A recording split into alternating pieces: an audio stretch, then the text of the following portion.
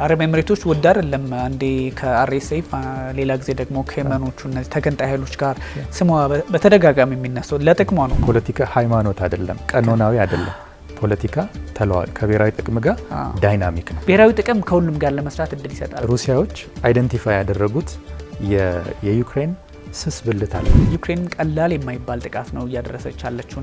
ከ2022 እስካሁን ድረስ በአውሮፓ ምድር ከሁለተኛ ዓለም ጦርነት በኋላ ትልቁ ጦርነት እየተካሄደ ነው። ከዚህ ቀደም የነበሩት የኔቶ ዋና ጸሐፊ እነ ጀንስ ስቶልተንበርግ አሁን ያሉትም እነ ማርክ ሩተ በተደጋጋሚ የሚናገሩት በጥቂት ዓመታት ውስጥ ሩሲያ የሰሜን አትላንቲክ የጦር ጥምረት ላይ ድጋፍ ልትከፍት ትችላለች። ሩሲያን የምታክል ብዙ ህዝብ፣ ብዙ ኢኮኖሚያዊ ሪሶርስ ያላት ሀገር ከበዳት ብዬ ለመናገር እኔ ይቸግረኛል።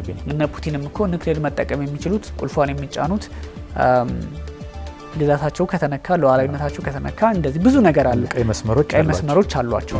አንድ ጦርነት ይላሉ በመሪ ጀነራሎቹ አይምሮ ውስጥ ተጀምሮ በመሪ ጀነራሎቹ አይምሮ ውስጥ ነው የሚያልቀው።